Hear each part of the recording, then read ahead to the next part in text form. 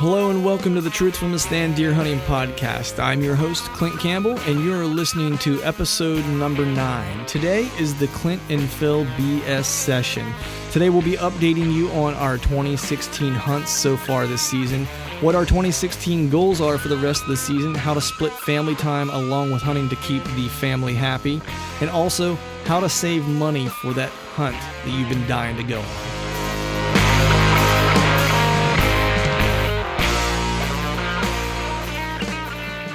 Welcome to the Truth from the Stand Deer Hunting Podcast. I'm your host, Clint Campbell, and you're listening to episode number 9. Usually Phil and I have a guest on with us today, but it's been a little while since Phil and I had a chance to catch up on our everyday things. Even though we are good friends, it's very rare that we get the opportunity to actually talk about deer hunting and the goings-ons of our lives outside of the podcast. So we thought we would take this opportunity today to have a bit of a Clint and Phil BS session. And I'm, of course, joined by my esteemed colleague.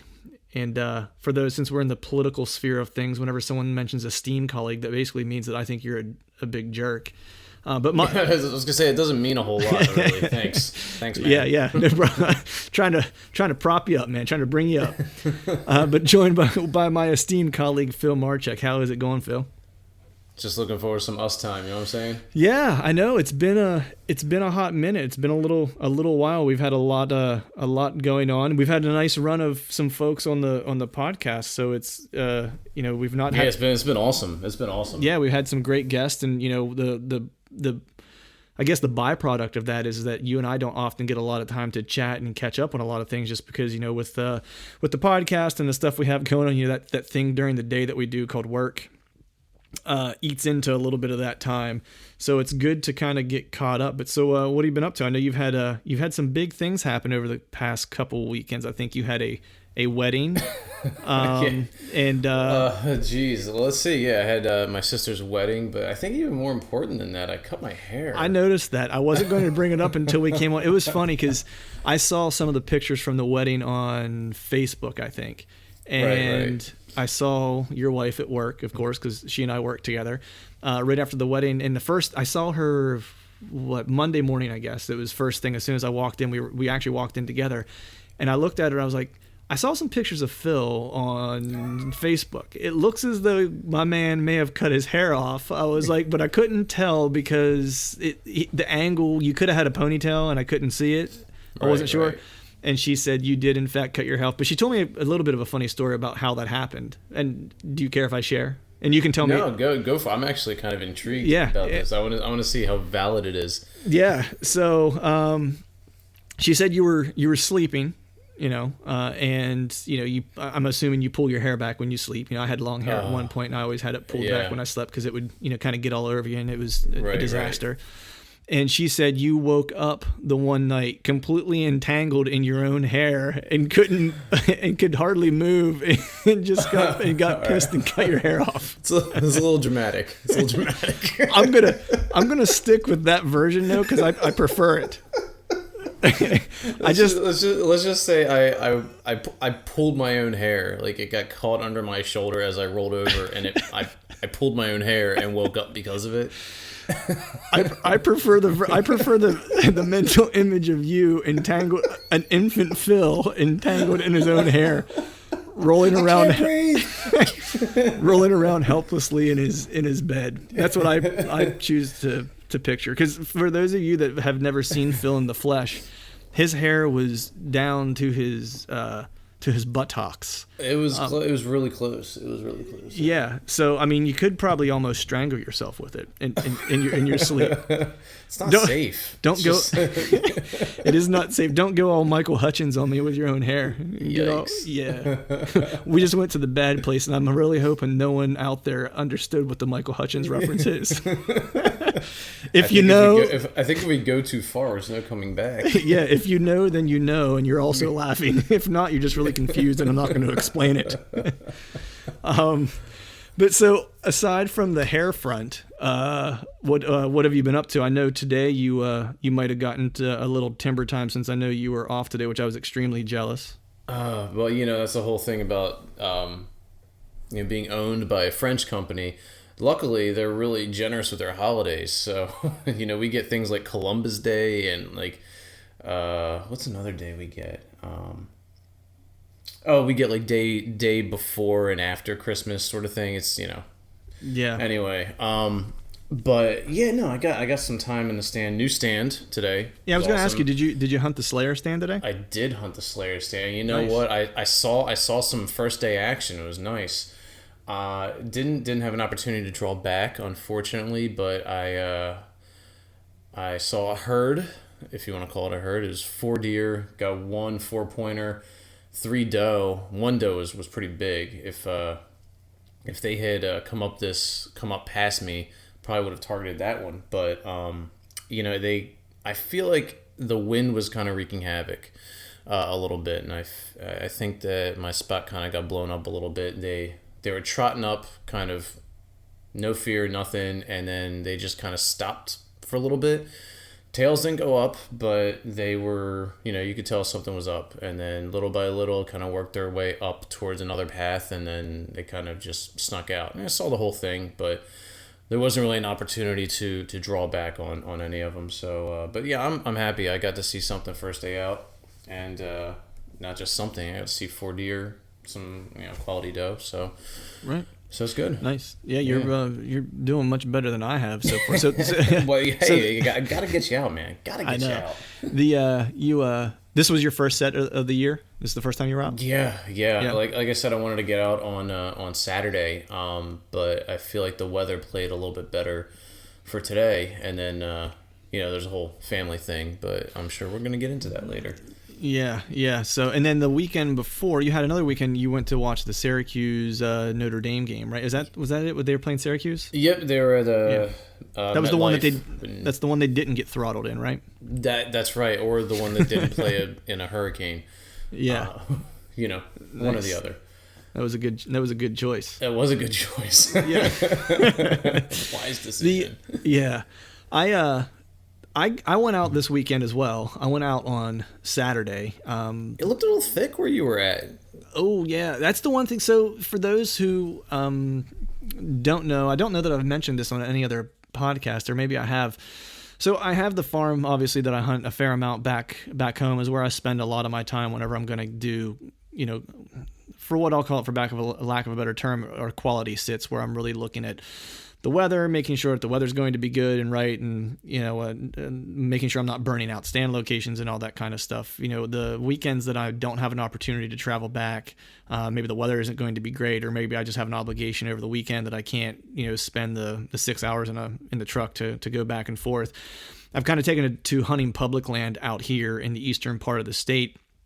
And I found an area that I thought might be kind of good. So a couple weeks ago, I guess it was the firfirst weekend, and I did mention this in one of the podcasts, it was the opening weekend, the 17th, 19th of September, whatever that was. Yeah. And the section I got into just was, it was really, really thick. It took me a little while to hike in. Found a tree, climbed it. It could be a good spot, but really after I got there and assessed where I was at, I had dropped 2 GPS pins on Google Earth prior to going out there.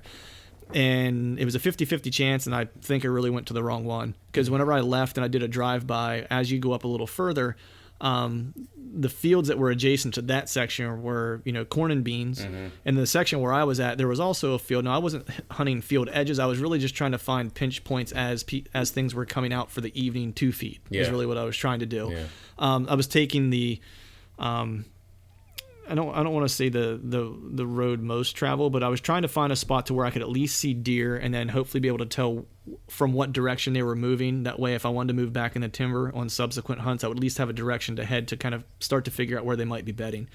So when I left that section, the first hunt that I did there, I did a drive-by, and I found that the better pinch point and the better food source was just to the west of me. Where I happened to be sitting, the field that was the closest, the pinch point to the field that I was nearest, was basically just a grasslands field. So I'm sure there are deer, that bed in there at times, but it wasn't going to be your big, somewhat early season draw, or green draw, if you will, where deer are really looking for green food sources after the acorns are all kind of ate up from the timber. So As luck would have it, though, as I drove by, it's public land, of course. So as I drove by that section where I'm like, you know what, I should probably really target this other section. I drove by and someone was parked in that area where you would access it. So which wasn't a big deal because I was like, you know, I can park another area and just take a bit of a longer hike in. So not a big deal. So this past weekend, you know, or I guess 2 weekends ago, I went back to the farm and hunted. Rained on me pretty much the entire evening. Didn't see anything, which was a little disappointing, but not too terribly disappointing since everyone else I was with that day didn't see anything except for Tate. Tate actually took a doe, which Tate, that was a whole. I feel like Tate just speaks to the deer. So I mean, that's Tate. He's kind of a deer whisperer. He's a deer whisperer. I've learned about him a little bit. He's a sneaky little sneaky guy. Tate, we're going out together. Come on. Yeah. bring so, but I can get into that story, but here in a second. But so I didn't have any luck that weekend. Came back and hunted this weekend, and really kind of decided I was like, I'm not driving back home. The weather doesn't look great, but I do want to go out and hunt. So I'm going to just go to the public land spot. I'm going to try my hand at the other section. So I got there. I was doing an evening hunt, but I got there pretty early in the afternoon. I think I was up in the tree by 1 o'clock or so. It's a good spot. However, right about the time it would get good or start to get good, about 4:30. Yeah. So my position was as you hike in a little ways, right, and then there is like an old access road after you get so far into the timber, and then these grassland fields start out in front of you, right, that are pretty wide. I want to say that they're probably 300 yards, maybe 400 yards wide. And there's a block of timber that sits right there, and then right on the left of you is a cornfield, a pretty large cornfield, right?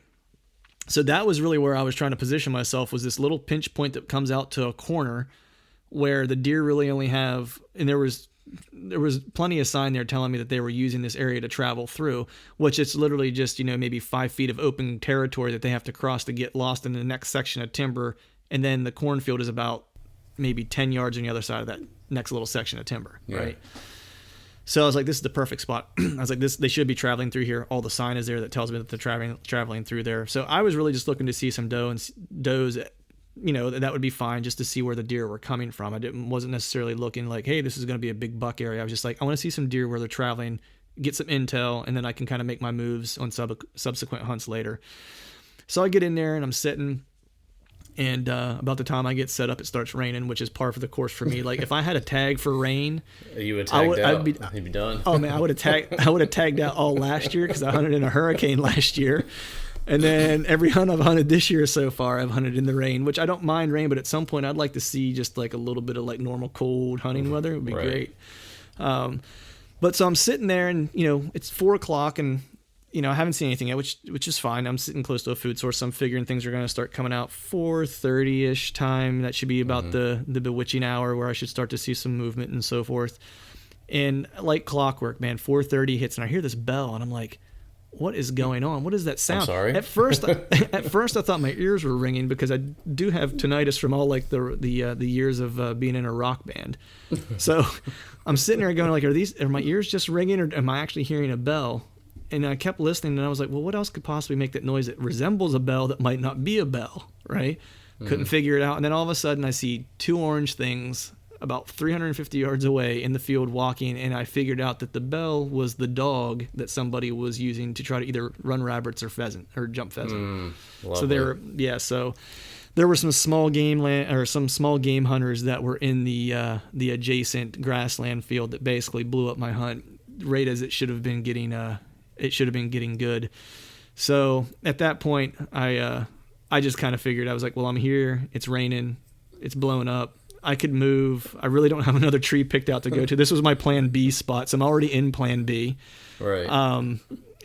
So I just kind of grinned and bared it and sat through the rain for the next, 2 hours, I guess, till about 6:30 when it started to get too dark, and hopped out of the tree. Get some alone time, Yeah, I had plenty of time with my thoughts. I solved a lot of world's problems that day.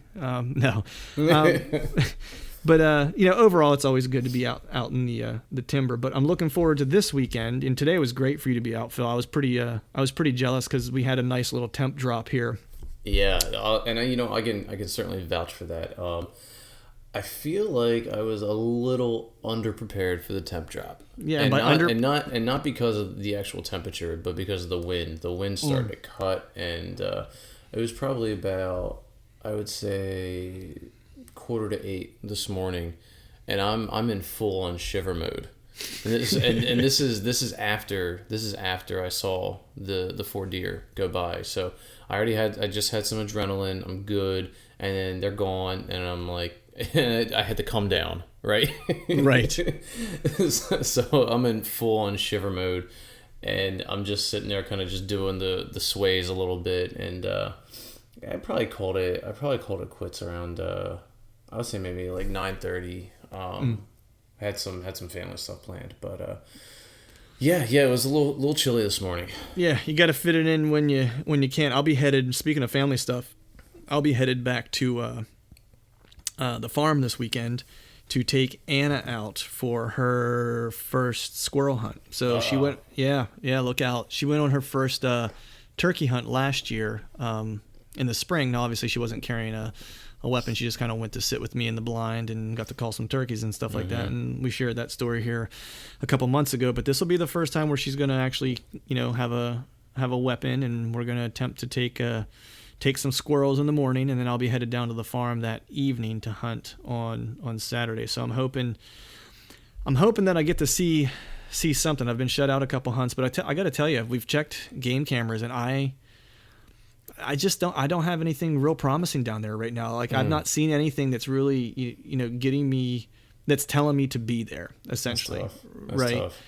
Yeah. I mean, I know there's one nice deer that was kind of after last year. Now from a rack standpoint, he's not huge. He's not big. He's just a big, really wide, abnormally wide 6 point.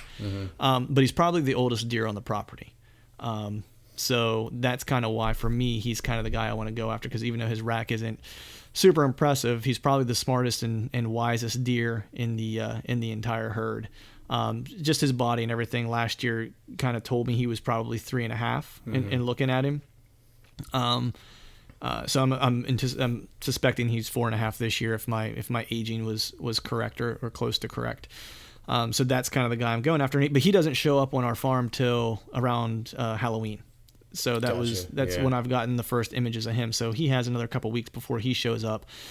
But other than that, I've not had anything down there that's really piqued my interest. A couple Pennsylvania decent 8 points that I've seen, but nothing like we've had the past 2 years where there was always, one or two where you were like, yeah, those are really good Pennsylvania deer. Right.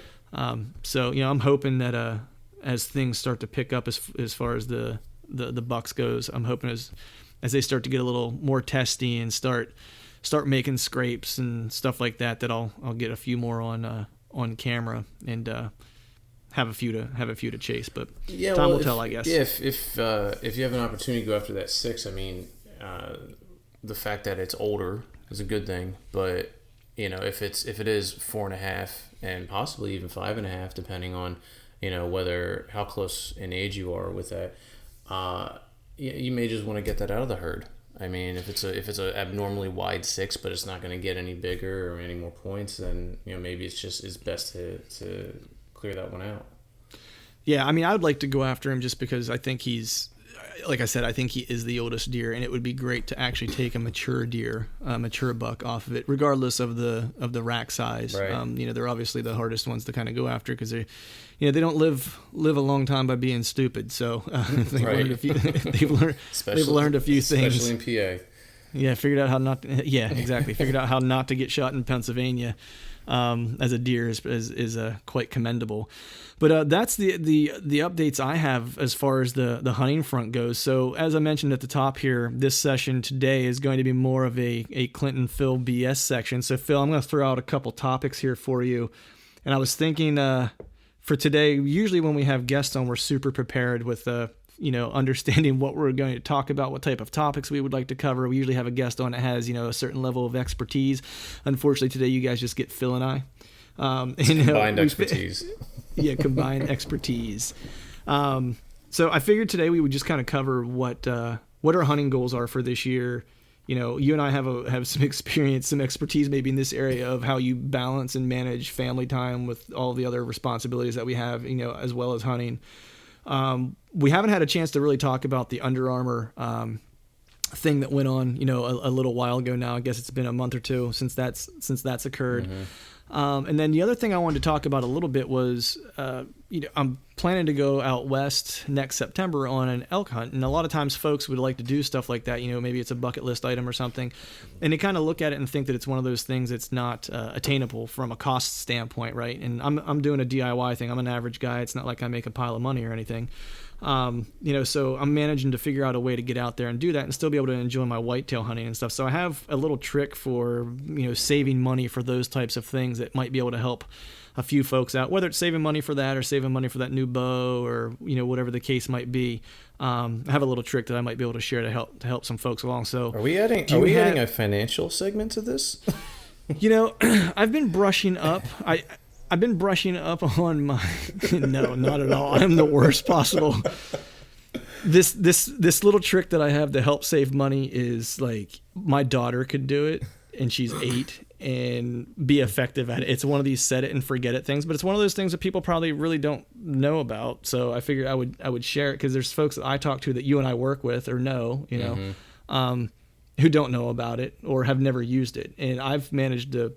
Like basically put it this way, we'll just start at that topic, right? So saving money for these trips can be, a challenge, right? Because they're not cheap. They all, going to do any type of hunt has some type of cost associated, right? So even if I'm going to Ohio to hunt public land like I am this year, there's still the cost of the license, right? There's still the gas to get out there. There's still, where are you staying? You still have to buy your food and all that type of stuff. And there's some tips and tricks to lessen the cost, which is, some of them are the tried and true, the more well-known tips and tricks, which are, it's great if you can share the cost with a buddy, right? Or 2 or 3. So you can kind of cut the cost for gas and stuff like that, right? Look for states that don't have, like draw systems where the tags are going to be astronomically expensive, right? Go to a state like in Ohio or something along those lines that you can buy a tag over the counter. I think my tag for Ohio, if I'm not mistaken, was like $150 or something like that. Now I didn't get an either or sex tag. I got a buck tag, right? So that's not too bad of a trip. I think our place where we're staying, it's, right now I know you're thinking of still going, but as of now, there's 3 of us that we're going for sure. And we found a campground that we can stay at. You can take a tent, but, fortunately Eric has a camper that we're going to pull along behind my truck. And I think it was $200 for a week for this campsite, and it has all the electrical and all the water hookups, and all that stuff. So we were like, well, that's a no-brainer between 3 guys. That's not too bad. And then whatever gas is going to cost to get out there, and then food. So you're into the trip for probably like maybe $600, like all in, to go out and spend a week and chase big whitetail. Don't forget tolls. And I always forget to factor those in. Easy Pass. It's so conniving. I know. I'm like, it didn't cost anything. But then I get my Easy Pass bill, and I'm like, no. So I'll of course split the cost with those guys, and if you go, then we're able to split it 4 ways, and it makes it that much easier to pallet. But so when I started thinking about, for the past 2 years, I guess I started considering wanting to do an elk hunt, and that's a little bit more daunting, right? Because it's a little further away, takes more planning. The tags are more expensive, have to figure out where you're going to go. And as I mentioned in a previous podcast, I kind of lucked into some buddies who are going and who have gone. And they do it all DIY, which, we might not have as high a percentage of running across a monster bull. But they get into elk every year, and it's just a matter of what you're looking for. And in fact, I actually talked to my buddy Matt, who went, and he actually had an opportunity at a, I don't know if you would call it a world-class bull, but it was a bull that anyone on any land, private or public, would be proud to take. Let's put it that way. He ended up not getting a shot for a multitude of reasons. We're planning to have him on the podcast. He can tell that story, and he also has a great deer hunting story to tell as well. But I started looking at the cost for the trip, right? And those guys have pretty much everything already. Like, they have the canvas tent they pack in, and they have all the necessary equipment to do that. So really for me, it's the tag, right? And then the cost to get out there, right? And splitting gas and food and all that kind of stuff. And the tag itself, I think if you get the combined deer tag with it, it's a little over $1,000 for the combined deer tag. And then I think he said, depending on what you're bringing and what you want to buy and spend your money on while you're out there, anywhere from like $600 to like another $1,000. So for $2,000, you can make it happen. I think he said on this last trip, he spent $600 like on the trip out there itself after his tag. Wow. Right. Which is pretty great. Awesome, right. Man. So still at the end of the day, it's like you have to figure out how to come up with an extra $1,600 that your wife isn't going to want to strangle you over. Right. So secret accounts. Secret accounts. Kind of, not gonna lie, it's kind of secret. So the one thing that I use, and actually my tag's already paid for next year at this point, is a tool I use called Digit, and I'm not affiliated with Digit in any way, shape, or form. I wish I were. I'd have more of them. But yeah, but essentially what Digit is an online savings program, right? It's all based online, and once you sign up online, you do everything through your phone via text, right? So essentially what you do is you sign up on digit.com and you put in, some of your information, your bank information, and I know some people are skeptical about doing that stuff, so read up on all their privacy information and all their insurance information and all that stuff that you would typically look up and review for any type of service that's going to be managing any of your finances, or that you're going to be giving access to your banking information to. But I read up on it, and these guys are legitimate. And so you provide them with a bank account number, right? It can be your savings account. It can be your checking account. So I opted to do my checking account because essentially what I wanted to do is basically pull money from that, because my savings is what my wife and I kind of do together, and that's what we use for, whether it's family vacations or whatever the case might be, right? So what this tool does essentially is, in some nerd talk here, but it runs an algorithm over your bank account. And it essentially looks to see when your large expenditures are, when you have big influxes of money come in, so usually like your payday, right? When most of your bills go out, and then essentially is able to tell month to month what your average expenditure is and what your average income is, right? And then what it essentially does is say, okay, so every month, these weeks, we could take $30-$40 from you, and you wouldn't be able to tell, like you wouldn't feel it financially. You'd still be able to pay all your bills and all that stuff, but you would save $30 this week. And then maybe the next week it'd be $40. And then maybe the next week it's $60. And then maybe the next week it knows you have it, like your mortgage goes out, your car payment, your student loan bill, or whatever. It knows you're kind of tight that week. So maybe it takes $2. And it does it without you knowing, and it takes an amount of money that you won't notice and you won't feel, right? Now, the way they're able to offer this to you for free is that they take the interest off of it. That's how they make their money, is they take the interest that you would gain against that the dollars you're saving, right? So for me, it's one of those things where I set it and forget it. And I'm just going to be really transparent and honest, because I think our viewers deserve that, to understand how much you can get done with this. Is, so I started it probably a year and a half ago, 2 years ago. My wife and I were looking to buy a house. We ended up not, but we ended up paying for all the inspection fees from that account, right? Which was a fair amount of money, right? So then I restarted the account again, or not restarted, but just started saving against it again. We ended up not buying the house. And then in maybe, I forget what it was, however many months of time it was, we saved enough to pay to take our daughter to Harry Potter Land, for a gift for her, right? It paid for all the plane tickets and so on and so forth. And then I decided I wanted to go do this elk hunt. So I was like, all right, I'm not going to spend any more of the money that's in that account.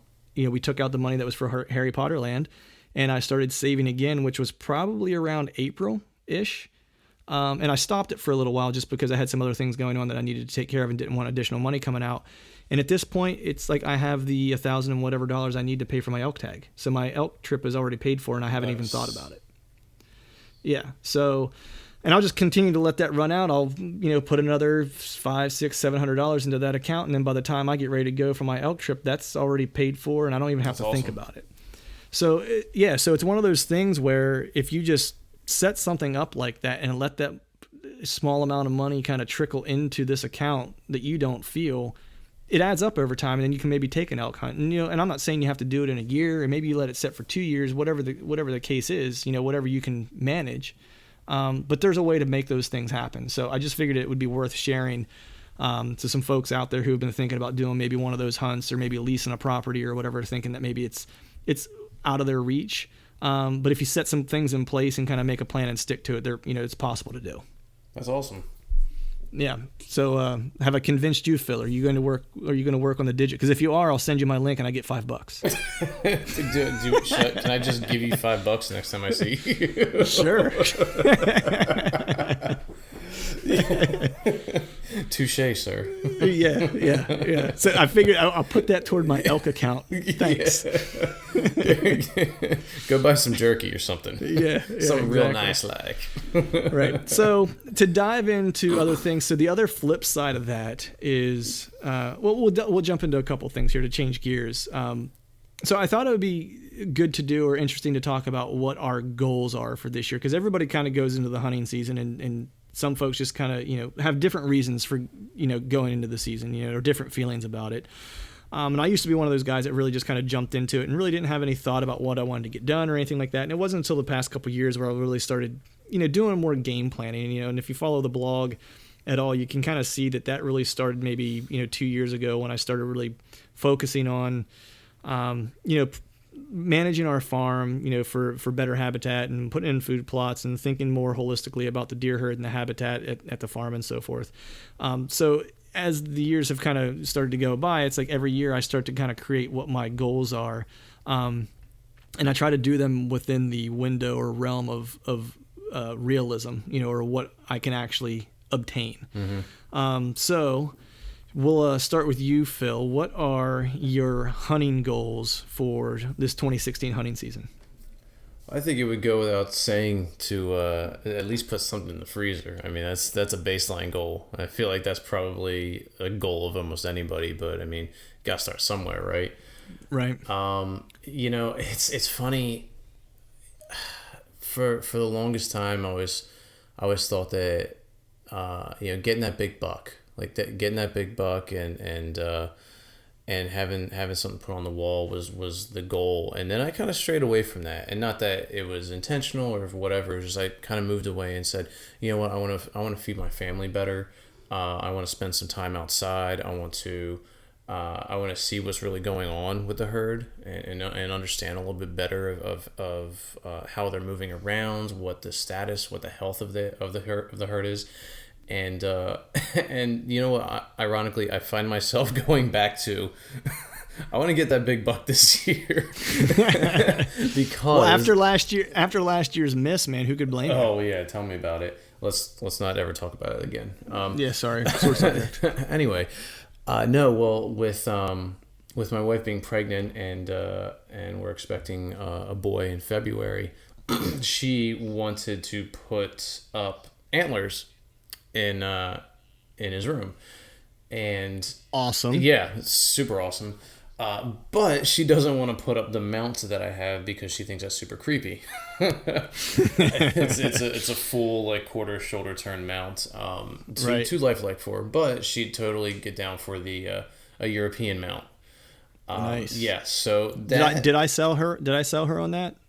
You know what? You must have, because I had been talking about it and showing her some images and ideas for the longest time, and she would just kind of dismiss them. And then all of a sudden she comes home, she's like, oh my God, I talked to Clint. And and he said, yeah, you could totally do a European mount. And I went on to Pinterest and I saw all these pictures. And I mean, first of all, she wants to paint the antlers. I'm more of a purist. I'll work on that for you. Right. So anyway, yeah, just out of nowhere, it's like, yeah, I talked to Clint. What are you talking to Clint about? Right, because I did bring my Euro mount in that I did myself, just to kind of show her, because we were talking about it the one day, and I was like, yeah, I was like, I just did one. I was like, I'll bring the antlers in to check you out, and I kind of was selling it kind of hard. I was like, I was like, they're a lot more modern looking for decorating. I was like, they're not as gaudy necessarily. They're Wi-Fi accessible. They're Wi-Fi accessible.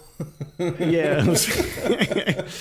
I was like, they're much more chic. You could definitely decorate around them. It would really accent the room in your house really well. Yeah. Nice. I was selling it pretty hard. You brought out all those words and stuff. I used words. You used words. Good words, though. Yeah. So, you know what? I think, the goal's obviously to just get out, see some really cool stuff, see some deer, hopefully get some deer. But this year, we're upping it a little bit. Need to get a decent buck. because otherwise my son's gonna hate me. Starting off on the wrong foot. Exactly. So have you had any sightings, or have anyone's out around you seen anything that's noteworthy? Or at least that you've heard of or aware of? Well, so my dad, bless his soul, he's still alive, by the way. Side note. Yeah, side note. He sent me a picture of, oh man, it must have been at least 22 deer out in the backyard earlier in the spring. And there was majority doe, but there were about 3 or 4 buck, and one was already an 8. Nice. And actually, no, it was probably. No, I think about it, was probably like midsummer. It was already an 8. So they were in velvet though. Yeah. But I mean, you could. I say bless his soul because he still has like an iPhone 4S, so the picture's just grainy as all get out. Right. And he's like, "What? Can you see it?" I'm like, "No, but yeah, no, sure." You mean that brown circle thing out there? Yeah, right. No, he sent me a clear one, and it was tough because it was down eating, so I didn't really get the full picture. But it looked like a really big body buck. I would probably, I mean, out where we're at, 2.5 is old. I'd love to see a 3.5. Well, it's funny for Pennsylvania. I mean, most deer that you see, and what was the statistic? Whenever I was at a seminar with Neil Daughtry, and I think he said, if I'm not mistaken, that in Pennsylvania there is only one 3.5-year-old buck per 100 acres in Pennsylvania. That's the average. If you have average to better than average habitat. So for areas that have less than average, or average to below average habitat, that acreage increases with the amount of 3.5-year-old bucks that's on it. So you then go quickly to 150 acres for one 3.5-year-old buck in Pennsylvania. So for anyone out there listening in the Midwest that has a lot of mature bucks, stop laughing, running around. Yeah. In Pennsylvania, where, if you have 100 acres and you happen to have one, no matter the antler size of that deer, that is quite the blessing to have. Yeah. Yeah. So yeah, nice. So there was that, and I mean, I saw a 4-point today. That was a yearling, but hopefully somebody doesn't shoot it illegally at some point, because that happens too. Right. Exactly. And we give it another year, but we'll see. It's always a crapshoot really where I'm at, because they come and go so quickly, and it's more about numbers in terms of deer in general and not just buck. So the numbers are still up, which is good, but I noticed all of PA doe tags sold out, or not PA, but 5C where I'm at, and they're... Oh, are you serious? Yeah, they sold out before the beginning of archery season. Well, that's a bummer, because I still hadn't sent mine in. Really? Missed the boat on that. I thought you did. No, I sent mine in for back at the farm. Oh, I got that one first, actually, because I knew 5C lasts for a little bit. Yeah, and then I looked and I saw that 5C still had some tags left. And I was like, whatever. I was like, I'll wait and pick one up. And then I guess I waited too long. Yeah, but yeah. So I mean, there's people out there hunting, but I'm glad to see the numbers are still up. Nice. Yeah, I think for me, for my goals are, I want to hunt our mountain more successfully, right? Because I think that's where a lot of the deer are kind of migrating to. That's tough terrain, though. It's a tough hunt, and it's one of those things too where you have to be committed to know that you're not going to see a lot of deer. So you're gonna have several hunts where you might not see anything. But you just kind of have to know. It's like, I've found sign up there. Have seen nice rubs. I found a really, like, the quintessential buck bed up there. I do have a few images of bucks on the mountain. I did put a camera up there and checked it. Nothing that I was, jumping up and down about necessarily. There was a nice buck that I caught on camera up there. I think it was a 7-point. Looked like he was a 2.5-year-old. Nice. He gets another year on him. He'll probably be a really nice deer next year. But wasn't quite what I was looking for. But I do know that they run a trail and a bench that's further up the mountain than and there's a parallel path too that they run as well. And I've had pictures on the parallel path of pretty much every nice buck that we had on the property last year made their way through that camera, especially whenever it hit the first week of November. I think from like the first week of November through the third week of November, I had every buck on the farm pretty much on that camera. Nice. So I'm committed to try to hunt the mountain more effectively this year. And the other reason too is because nobody else hunts it. So it's pretty much 40 acres of untouched land because, all the guys I hunt with are a little older and none of them want to really hike the mountain. And be quite honest, I can't blame them. It's kind of a hike. Right. It's not an easy hunt. Really uneven terrain, so it's hard just on your ankles and stuff like that to begin with. My other goal is to hunt the creek bottom on the farm because the neighboring property I know is holding a lot of deer because they have a lot of treetops that are down, and that area was clear cut probably 5 to 8 years ago, and so it is nasty thick. And we actually put a camera down in a different section we've never had a camera in before this year, and Tate just went to check it, and we had probably I think 4 bucks on it that we've not seen on any of our other cameras. Nice. Now, one of them was a nice 8-point, so I haven't seen the pictures. I don't know, what how nice of an 8 it is necessarily. There was a nice 7-point that was on it, and then there's this one young deer that's this 5-point, but when I say he's wide, like he's ridiculously wide. Like when you first see him, because I have a picture of him on another camera, when you first see him, you just hope that there's 8 on him, because he's that big, and it's not like he's spindly either. Like he has mass. He's just a young deer that has a really nice rack early on. So he'll show some promise at least for next year.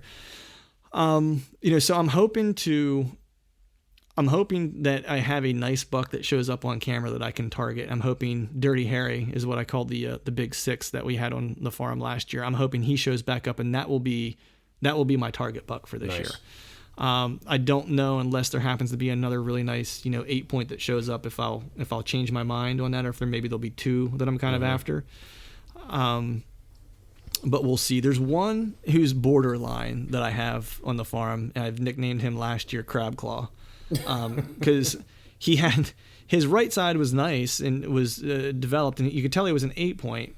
And when he was in velvet, it almost looked like his left side. He had 4. He had his brow tine and 3 on off the the main beam, and then G1 and G2, right? And G3, but 2 of the, I guess it would be the G2 and 3 were so close together. Like when he was in velvet, it almost looked like he had a club. So, and then as he dropped his velvet, I could tell he just had like a small split there, and it looked like a crab claw. So I named him Crab Claw. And then I had a couple nice daylight pictures of him working some mock scrapes late last year. And I can tell it's him because he has a really wide split on his right-hand side between his G2 and his G3. And the split on his left-hand side, although he grew out of that crab claw, you can still tell that it has that same feature where it's a little closer together than the right side. The only thing is that he's probably, I want to say he's probably only 2.5 this year. And so I'd really like to I'd like to let him go this year. Because he has some mass to him too, which is the other nice thing. He's not real wide. He's not real tall. He's just a really nice Pennsylvania 8 if he would make it one more year. He's a nice Pennsylvania 8 now, but if he would make it one more year, he'd be a really nice deer next year as a 3.5-year-old. For sure. So that's kind of what I have going on the farm for my goals. So Dirty Harry, the big 6, is the guy I'm after. As far as going to Ohio, my goal is I've kind of gone back and forth on this. I only have a buck tag, so I didn't get an either sex tag. So it's I'm not looking to go just take a deer necessarily, but I hope that I put myself in a position for some sightings. I think is what my goal is now, to start with, because hunting a new piece of public land, never having hunted there before, just kind of going in blind. I have Eric with me who does have some knowledge of hunting there in the past. So I'm hoping that'll pay off for me. But, all things considered, I think if I just go in with the hope or the expectation of setting the goal that I have a decent sighting over the course of the 7 or 8 days that I'm going to be there, then I think all things considered it'll be a good showing. All right, we're back. We had a brief technical difficulty for whatever reason. It seems like every time, Phil, you and I are doing a podcast, just the two of us, for some reason we have some type of internet connection issue that kicks us off. I don't know if that's some type of sign or what, but when we have normal smart people on to talk about things, it never seems to turn off. I'm glad that it's just with us though, because if it was with other people, I guess we'd really look like a bunch of hacks. Yeah, it'd be we would embarrass ourselves more than we usually do, you know. I mean, that's quite a lot anyways, but well, I mean, it's a daily struggle. Yeah. But the good news is it did allow me to run downstairs and fill my whiskey glass. So I'm appreciative to Comcast's unreliable internet connection. I think that's what we call turning lemons into lemonade. Or lemons into Woodford Reserve. Well, that's it's all good. So I think where we left off was I was just wrapping up what my goals were for the Ohio trip, which was really just, I want to have some good sightings is what it comes down to. I think the expectation of saying that I'm going to go out there and harvest a nice buck is probably not realistic. I mean, I'm sure there's some in that area. I don't doubt it. Sure. But I'm kind of going in saying if I see some things that are decent sightings, I'll come away with it, feeling like it was a successful trip, and, overall it's time in the deer woods anyway. So overall it's going to be a successful trip no matter what, because I'm going to spend, a couple days, I think a total of 7 hunting in an area I've never hunted before, which is awesome. Absolutely. I happen to agree with you. I mean, yeah, sure. It's lofty to think that you're going to go to not just a new location, but a whole new state in general, and think that you're going to come away with this monster buck. I mean, sure, it happens. It could happen, and that'd be great if it did. But I think at this point, it's kind of like, getting the experience, getting out there, seeing something new, seeing some different lands, seeing some different deer.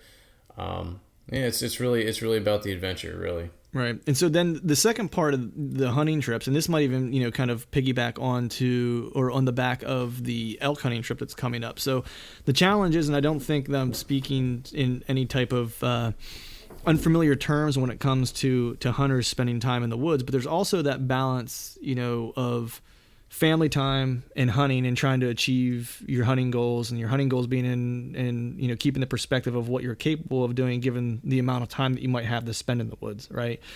And family, making that family time balance, especially, I know for me, and I'll let you kind of explain first, but for me it's the challenge of work, hunting, family time. But then also the other thing that you and I both do, which is added and different, is this podcast and blog, right? Which takes time to do it, which also kind of cuts into the hunting time to a degree. I won't say that I do this in lieu of spending time in the timber, but it's all figuring out how to manage that family time with getting the podcast and blog stuff done. That way I can spend time in the woods. So how do you kind of manage that aspect of hunting? I wish there was just a straightforward answer. It differs from day to day, really, and I have that unique experience right now of a pregnant wife, so it's that's a whole other. There's slightly greater degrees of mood shifts, if I may, but she's been a great sport regardless, but it's tough. Yesterday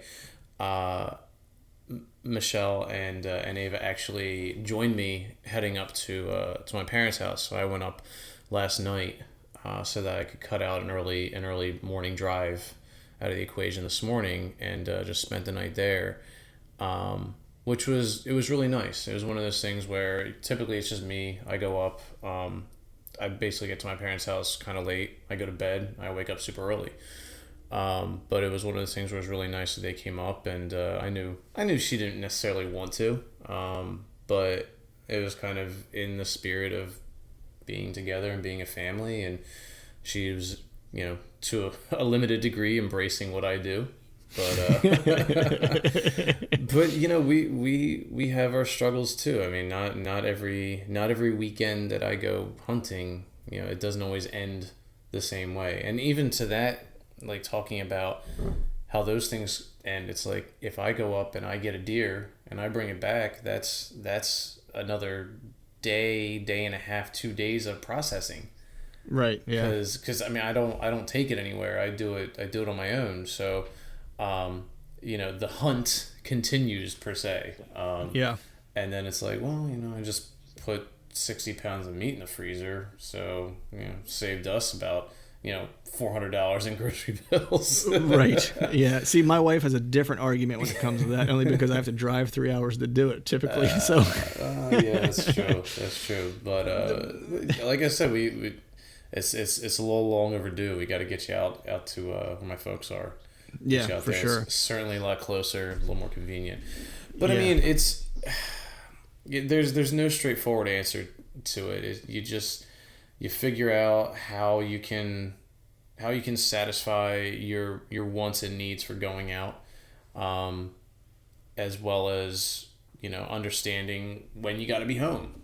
I mean, it's just right. like any relationship, any marriage. There's always going to be sacrifice. So just have to understand when and where to do it.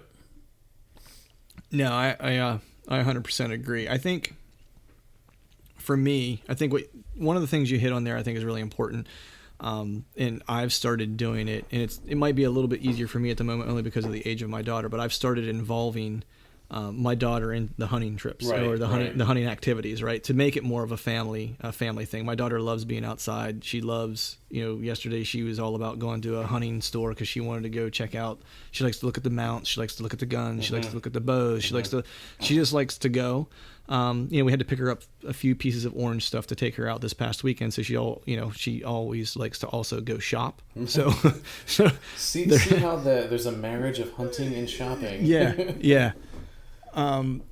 But so I started, integrating her into those trips, right? So I took her turkey hunting with me, and then, which was, great. And it was a lot of fun. Then I'm taking her squirrel hunting this weekend. That we'll squirrel hunt in the morning. Then I'll go do an evening hunt. So we kind of get the family time in the morning in the woods together. Right. And then, I'll go solo, obviously, and go do my evening hunt, archery hunt in the evening.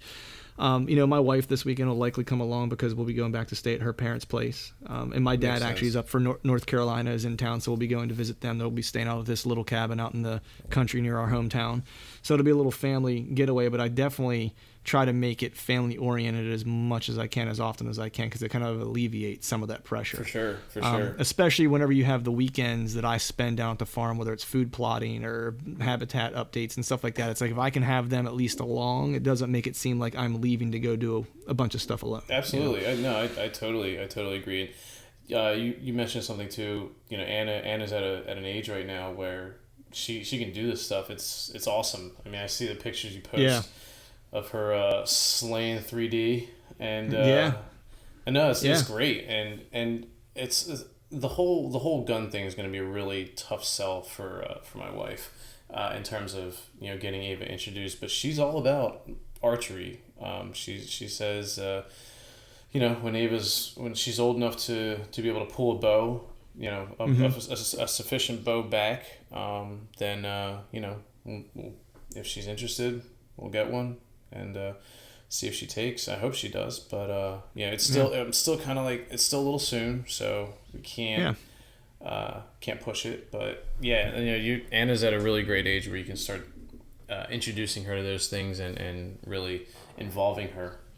Right. Yeah. So that's the really nice family oriented, sentimental way, or considerate way to say how I balance family and all the hunting things I do. And sometimes you just bite it and you just grin and bear it and you just do it. Yeah.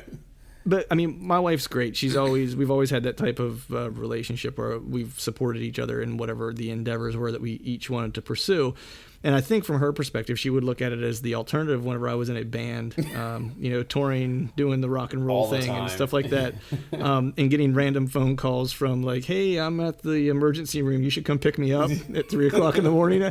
I think she would prefer that I'm in a tree, at least harnessed into it, that the only possible way that I'm going to get hurt is, well, I mean, there's a lot of ways, obviously, I could get hurt, but we'll call that conditioning, if you will. There was a lot of years of conditioning where where the days and nights were a lot crazier. So I think the evenings in the woods and the mornings in the woods and stuff like that are a lot more manageable for her. But there's definitely, you have to balance it, right? Sure. It's like you got to figure out, it's time and place with everything. There's definitely, early on in the year, it's like I always say, what's for October, like nothing at the end of October, right? Yeah. If we're going to do anything family related, or we're going to have people in to visit, or we're going to go visit somebody, like let's pick a weekend that we're going to go do it, and you have one weekend basically from the beginning of October until like the first week in January. It's essentially, I mean, we'll do all the Christmas stuff, we'll do the Thanksgiving stuff, all that kind of stuff. But by and large, it's like whatever you want to do over the summer, and our summers are jam packed because my wife works in education, so she's off in the summer, so we pack a lot in. Yeah. So then usually in the fall, I'm like, all right, the fall's my time. I'll go wherever and do whatever you want from April through August, but once September hits, it's like I'm focused on, hunting. Yeah, getting ready to do it. Yeah. So that's kind of how I think we both handle family time. So there's another topic, or one more topic I really wanted to dive into here, and we'll likely make this the last topic here. But it was the Under Armour snafu that occurred with the I think their last name was the Bomars, in Under Armour dropping the Bomars after the spearing video of the bear. I think it was somewhere in Canada. I don't remember now. I read up on it a little bit whenever it first happened, but truth be told, memory's not serving me well at the moment. But there obviously was a lot said. Obviously a lot occurred, at least for the Bomars, and Under Armour took some action that they felt was necessary to take. Whether or not I or you or whomever anyone else agrees with it is everyone's entitled to their opinion, but sure. Under Armour did whatever they felt was the thing that they needed to do. I thought it would be worth kind of mentioning and discussing, only because this is one of the things that you and I have not really touched on this podcast specifically. We've mainly focused on hunting strategies, different products that might be able to help you in the hunting woods, what our goals and aspirations are and stuff like that. And we've not really dove into any social topics, which with hunting, there's a ton. And I think as time goes with this podcast, my hope is that we can start to tackle some of those things, whether it be conservation or things of that type. Sure. So this is really kind of our first foray into that kind of social space. And so I guess I'll, if you want, I'll tee it up to you, or I can kind of take the first stab at it. But what's, I guess first off, what of the Under Armour fiasco, if you will, are you aware of? And then, what's your kind of take on it? So, I mean, I'm definitely aware at a high level of what happened, why they dropped him to begin with. Saw the video. I don't know. I don't think. I mean, it's great that you can go and use a spear. It's kind of getting back to the roots, I suppose. But when we talk about hunting, and at least from my perspective, hunting ethically, I don't think a spear is the way to go, unless you're literally point blank and you're using precise. I guess jabs, if you will. I feel like at that range, there's too much that could go wrong, especially with a spear, as opposed to using either a gun or a bow. Granted, enough can go wrong with either of those as well. But with the spear, it's like I feel like there's too much room for error. Right. And so your thing is less that, I mean, obviously it was a legal hunt, right? Yeah, so it was all licensed, legal, to the nines. Yep. There was no issue with that. You're more just considering the means of. Let me ask it to you this way: is it more? Are you concerned with the ethical nature of how he's taken the animal, or are you more concerned with the perception of how it might be perceived by the non-hunting community? Well, I mean, I think perception's always in the back of our heads. I mean, you probably know this as well as I do as a hunter. I can't go out to bars, at least, where I'm at, and have conversations about hunting just top of mind, because people that we work with, or in the industry that we are in, or a lot of people that we relate to or associate with on a day-to-day basis, that's not their thing. And I can respect that. But so that's always kind of a part of the conversation. But for me, I will, I'll let a nice 8 or 10 point go if I don't have an ethical shot. Right. If I don't have an ethical shot at it, and that's just who I am and how I hunt. I don't hunt to hopefully kill. I hunt to kill. Right. I'm not going to try and say, I only got the rear. Hopefully I catch an artery and just, close my eyes and say a prayer. No, I'm going to make sure I have full vitals and that I have an unobstructed view and path to the animal. So, right. I mean, he could, he had an unobstructed view with a spear. I just think that there's too much room for error with that as opposed to using other means such as a crossbow, a bow, or a firearm. Right. So I think, I don't 100% disagree with you necessarily. I think for me, it seems from all things I at least understand of the story that he was I don't know how you say it, well versed with a spear. Mm-hmm. He was a collegiate javelin thrower, so he had the strength to do so. He had, from what I understand, at least anecdotally or just from afar, had sufficient amount of practice with it. And from what I understand, the animal expired no further away than they would with a typical bow shot, bow kill. So all those things, if all those things are true, right, then I, at least in my perspective, there was an as ethical kill as could possibly be made was made. I think my perspective on it is a couple things, I guess. One, I think, if you look at it from the Under Armour side, because a lot of folks are in an uproar over Under Armour's reaction to it. I think the thing that we all have to remember, a couple things I think we have to remember, is Under Armour's lion's share of their business is not in hunting. Right. Hunting for them is like getting sprinkles on top of your ice cream cone. Right? It's not the ice cream. It's not even the cone. It's the added benefit because you happen to have a manufacturing facilities and distribution facilities across the world that you can make these garments at a price point that makes sense to where you could distribute them and sell them. And you have the technologies that you could place in them that would be something hunters would consider a good garment. Right. So, I mean, if all those things weren't aligned, they likely wouldn't be in the hunting industry. They probably weren't going to open factories to create hunting clothing because it's just not lucrative enough. It just for made them. sense Or for not. Them. Right. Yeah. It was like, hey, we're already in the sporting apparel area. We're already in Dick's Sporting Goods. Why don't we just make some camouflage hunting gear? Now obviously they went further than that because from what I understand, their gear is pretty decent as far as quality is concerned. As far as I know, I own some of their base layer stuff, which has always been good. Has always performed well for me. So, but let's not kid ourselves here and think that they feel this deep-rooted a kinship to the hunting community, right?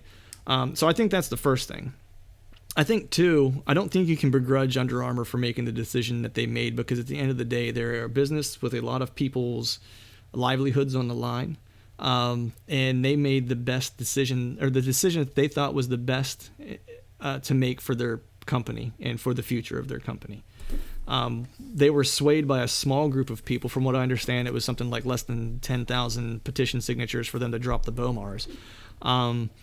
But at the end of the day, I can't fault them for making the decision that they make. You and I both work in marketing and advertising, right? So if I'm a brand manager for Under Armour and someone comes to me with this and all of a sudden there's this uproar about it, and I'm looking to protect my own job, what decision am I going to make? Well, as a brand manager, I'm looking at it going, hey, worst thing that can happen is the hunting sector gets upset with our brand and we take a hit. I forget, I heard some number like it's like they do like $20 million worth of business, or maybe it's $40 million worth of business in the hunting sector. It's a multi-billion-dollar a year business. I mean, it's nothing. If they lost the entire hunting franchise, they'd lose nothing. It would barely be a blip on the radar. They probably spend more in marketing and advertising in a year than they make off of hunting in a year total, right? So I think that's the first thing. I think the other thing is people have to really be wary of the type of companies they support. And this just goes to show you should do your due diligence about the brands you're supporting and where you're putting your money if it is important to you that these companies support hunting. And I think the other thing is too, you have to recognize and realize that these are brands. They are not people, and they're not going to act as such. Right. These people are guarding their bottom lines of their brands, and that's their job. Right. So I don't think you can think that they're going to react any other way. The only hope that you would have is that you support brands like for an example, like an Exodus trail camera, right? Who is a smaller, newer company who is owned by hunters for hunters. Like that, you can rest assured those guys are committed to the hunting industry, right? So I think you have to, as a hunter, when you're making purchases, you have to be cognizant of the types of companies you're supporting. Then on the flip side of things, I think, and then going to like where you went, Phil, with the hunter's perspective, the hunting angle of it, I think it was a legal hunt, and I support anyone's right to hunt in a legal way. And if it is a legal style of hunting, my hope would be that they would take the measures and the steps to hunt with that in that format ethically, right? And that's kind of like the requirement. Those are like table stakes in my opinion. But I also think that as hunters that we have a responsibility for the type of content that we share out. Is it unfortunate that we might have to be mindful that we have this successful hunt? So it could happen to you or I, right? So it's like we could have a successful hunt with a bow, post something on Facebook, Instagram, what have you, that was an ethical kill with a legal kill, and still have people get in an uproar over it because we shared one glimpse of that entire hunt, and they took from that one photo what they thought it meant to us, even though it was a journey of weeks of preparation and hunting, and years of hunting, actually, if you want to get down to it, because it's not like it, at least for you or I, it's not like something we just started yesterday, right? But you always have to kind of guard against that lowest common denominator, the person who's not going to have the context, which is the majority of the people in your Facebook feed. Well, yeah. It's the majority of people just in general. In general. You think about it. Right. So I think at some point, the Bomars had every right to do what they did. However, I think that where they have fault, it was that they didn't think about the type of image they were going to put out and the type of ramifications that could have with folks that don't understand that lifestyle. Sure. 100% agree. And I think that's where I think it's unfortunate. And I think that, you'll have a lot of hunters that'll say, well, we shouldn't have to worry about what we're putting out in terms of our hunting, especially if it's done ethically, especially if it's legal. We should be allowed to post whatever we want without ramification. Yeah, I agree 100%. In a perfect world, you should be able to do that. But but the reality. But you are. It's not even about you should or shouldn't be. It's like you are. You're allowed to do whatever. Right. Now, is it in your best interest, and is it in hunting's best interest, hunting community's best interest for you to do that? I mean, we all have to be stewards to a certain point, right? Right. Yeah. I kind of think that this is, unfortunately, sort of a dying pastime. Yeah. Fewer and fewer people are getting out there. And I mean, it's nice to see younger people, and, I will certainly try and get my daughter involved. You've gotten your daughter involved. But the reality is that fewer and fewer people are doing it, whether it's because, their thoughts are changing or loss of land, whatever that is. But, you really have to be a steward of hunting in general and really put forward a really good image. And sometimes you have to sugarcoat it. Yeah. Unfortunately. Yeah. And hunting, it's not all unicorns and rainbows either. Right. Yeah. So sometimes things go wrong even with the best laid intentions. I mean, that was a perfect example that I had this past weekend, right? I mean, we had a situation where there was a shot taken and a doe that was harvested, but it was even the best guys make bad shots once in a while, and that's what happened to a friend of mine. And it was an overnight thing, and then a track the next morning, and and it was have to put her out of her misery, or like finish her off the next day, and it was one of those things where, if you think about it, to the person who doesn't hunt, it's like that's the worst possible outcome. And I was like, in the midst of it, you feel terrible about it, right? Because no one wants to go through that. No one wants to see have a hunt go like that. Right. But at the end of the day, I was like, there's three really possible outcomes here. I was like, one was, there was extended, suffering, if you will, right? Or something that doesn't expire quickly. The other alternative was that we tracked her down and put her out of her misery, right?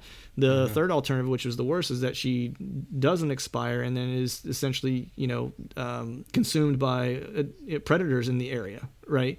Right. So in the grand scheme of things, option 2 was the best case scenario on the second day, which is what we did, and we took care of it. And the deer will be consumed and eaten and so forth, so it's not as though it was going to waste. But I mean, hunting's a tough thing sometimes, and even for the folks who care the most about it. Yeah. It wasn't necessarily an enjoyable experience, but you have to kind of finish the job, so to speak. Yes, sir. But I think, I think what we were kind of hitting at here is that I think now more than ever, there's an obligation for hunters to not only hunt ethically and do things the right way, but I think that there's an obligation to represent it visually and in conversation the right way. And when I say the right way, it's not necessarily sharing what you do without a filter. I think you have to consider the audience that may see, hear, something that you're putting out there, and make sure you're pausing for a second and just saying, who all is going to see this and how would they interpret it? And is this putting the best foot forward for hunting? Because I think I think one thing is true is that if we want to continue to enjoy hunting the way that we currently do, at least, we don't enjoy it at the we enjoy it because others allow us to enjoy it. Let's put it that way. There's a lot larger voting majority that has a say in whether or not we continue to have the privilege to hunt than hunters themselves. Right. So I think, when you're having conversations with those who are not hunters, we should make sure that we, lay out why we hunt if they ask, right? And lay it out in a respectful way that kind of explains why it is that we hunt and why it means a lot to us. I've never had anybody that I've shared venison with that wasn't a hunter that didn't all of a sudden then begin to appreciate hunting. There was a guy that I worked with that wasn't a hunter. I won't go as far as to say that he was against hunting. But my dad went on an elk hunt and he got an elk and he gave me a bunch of meat and I brought it back, and this guy liked different types of meats. And we got to talking about it, and he's like, "Do you hunt?" And I said, "Yeah." And I asked him if he hunted, and he said, "No." He's like, "I'm not really into hunting." I didn't really go into the question of whether he liked it or not. I didn't really want to get into the debate. So all I did it's a slippery slope. Right. So all I did was offer. I was like, "Oh, you like different types of meats?" I was like, "Have you ever had elk?" And he said, "No." And I was like, "Would you like some?" He said, "Sure." So I gave him a couple packages of elk. I was like, "My dad got this while I was in Colorado hunting, a couple months ago or whatever it was." And he ate it, came back and asked me if he could have more, and asked me if I hunt, if I got a deer, if I would mind sharing it in the venison with him. And I said, absolutely. So I actually told him, I was like, "I have an additional doe tag." I was like, "And I'll actually take a doe for you if you would like, and, I didn't get a doe for him that year, but I did share what I got, that year with him. So, that was one instance where I made someone who was a borderline, I won't go as far as to say anti-hunter, but didn't really care, all of a sudden now had an appreciation for hunting. Right.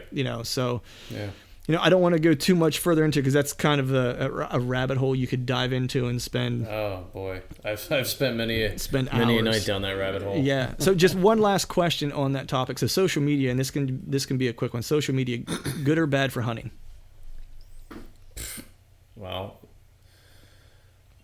I think it depends on who's posting. I mean, Agreed. That's another slippery slope question. I mean, it could be great for hunting. I mean, you could really get a lot of awareness and advocacy out there, but if used in the wrong way, if somebody posts an image of, "Hey, I got this doe and there's half its head missing," like that, okay, that's not gonna push or further our agenda as good hunters. Right. So yeah, I mean, it's a medium, and people use it for good and bad, regardless of whether it's for hunting or not. You can only just kind of sit and hope that they're being conscious of what they're posting and that it's for the best. So yeah, I mean, you're right. It's a double. I mean, we use social media, right? Right. For the blog. Well, that's what I was just going to say. Without social media, it's like we wouldn't have any of the folks out there who are listening. You know, we wouldn't have any of the folks who hop on the blog and read the blog. You know, we wouldn't have this outlet to share our passion for hunting, right? If we didn't have social media. But you're right. It's all based on who's doing the posting, and if they're mindful of what they're posting in a filter. Because it used to be back in the day, if someone shot some nice deer, they would keep it in a photo album. And I actually heard someone use this as an example. They would keep it in a photo album, right? And you might be on a job site somewhere at work or whatever, and you talk to someone. Maybe it's whenever you and I first started working together, and we both realized that, hey, you're a Steeler fan, I'm a Steeler fan. Hey, you hunt? Yeah, I hunt too. You know, and all of a sudden it's like, hey, we just became best friends. So we should become best friends. Yup. But you know, in the old timey days, you know, I would have went to like my truck and got like a photo album, like a little flip book, and be like, hey man, check out all the deer that I got. But there was already a filter in place of like, I already knew that you were a hunter. So no matter what I showed you in that book, you know, good, bad, you know, or ugly, you were going to have there's already an expectation. Right. You were going to have context of what it was, right? You were going to have context of what the hunts were like, what type of energy you put into it, how much those types of things mean to you, right? And I wasn't going to have to do any explanations. So there was no fear of like a holy crap moment. Oh yeah. But when you put something, I mean, even to this day, it's like I tried to promote a post on Twitter with the last podcast we did with Jake Elinger, and it has an image of him with the buck that he harvested. Yeah, and Twitter wouldn't allow me to post it for a while because it was not passing their I forget what it's called, the shock value or whatever. Like it took a while before they would promote it. Yeah. Like I don't know how it ended up getting promoted because I never changed the image. That's crazy because I feel like most of the stuff on Twitter is for shock value. Right. I mean, it's all shock value. I know, right? I'm sorry, that wasn't shocking enough. Right. Is that the filter had to pass? Apparently, you know, I don't know what's even shocking on there. I was going to try to say something witty, but the bourbon took my wittiness. Taking a lot more than that. Yeah. Well, it's the numbing juice. You sometimes need it. Here. So I think with that, that's a good place to kind of end things before we get too far gone on this. But before we sign off, is there anything else you would like to add before we take off? Don't post stupid stuff.